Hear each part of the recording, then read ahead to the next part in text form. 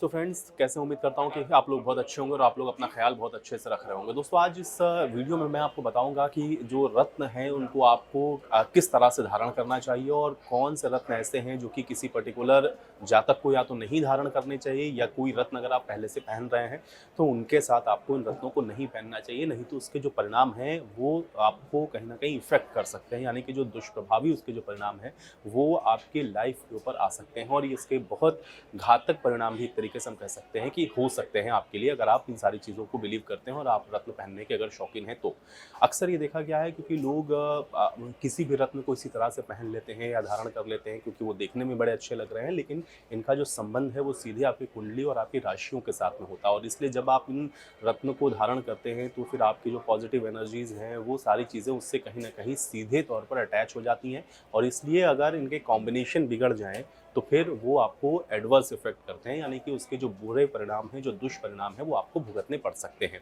अब आपको किन रत्नों को किसके साथ नहीं पहनना चाहिए, ये मैं आपको कुछ स्पेसिफिक इसकी बातें बताता हूँ। जैसे माणिक्य। अब माणिक्य को माना गया है कि ये सूर्य जिन लोगों का स्ट्रांग नहीं होता है उनको इस रत्न को धारण करना चाहिए, यानी कि सूर्य अगर आपका खराब चल रहा है तो माणिक्य पहनने की सलाह विशेष जातकों को दी जाती है। लेकिन माणिक्य पहनने से पहले आपको ये ध्यान रखना है कि आपको माणिक्य को किन रत्नों के साथ नहीं पहनना चाहिए। जैसे मसलन अगर आप पहले से डायमंड कैरी कर रहे हैं, आप डायमंड को पहनते हैं तो माणिक्य को आपको डायमंड के साथ नहीं पहनना चाहिए। गोमेद अगर आपने पहन रखा है, गोमेद पत्थर को अगर आप पहनते हैं तो भी आपको माणिक्य को उसके साथ नहीं पहनना चाहिए, नहीं तो उसका जो इफेक्ट है वो बहुत एडवर्स होगा आपके लिए। इसी तरह से अगर आप मोती को धारण आपने किया हुआ है, पहले से आप मोती पहन रहे हैं, तो फिर आपको माणिक्य के साथ मोती को कभी भी धारण नहीं करना चाहिए। ये सारी चीज़ें कहीं न कहीं कॉम्प्लिकेट कर सकती हैं। इसलिए ज़रूरत इस बात की है कि जब भी आप कोई रत्न धारण कर रहे हैं तो आप किसी अच्छे एस्ट्रोलॉजर से सलाह ज़रूर लें। इसी तरीके से दूसरा जो सबसे कॉमन रत्न है वो है मोती।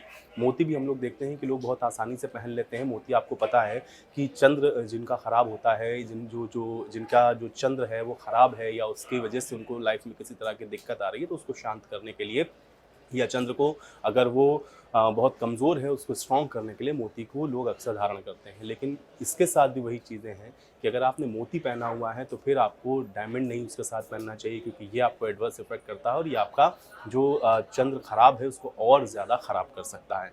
तो आज 2 रत्नों के बारे में मैंने आपको बताया है, इनको किन-किन रत्नों के साथ आपको नहीं पहनना चाहिए। अगले कुछ और वीडियोज़ में भी मैं आपको और रत्नों के बारे में बताऊँगा, जिसमें आपको कॉम्बिनेशन किसके साथ करके पहनना है, कौन से रत्न किसके साथ कंबाइन करके आप पहन सकते हैं, ये भी मैं आपको बताऊँगा।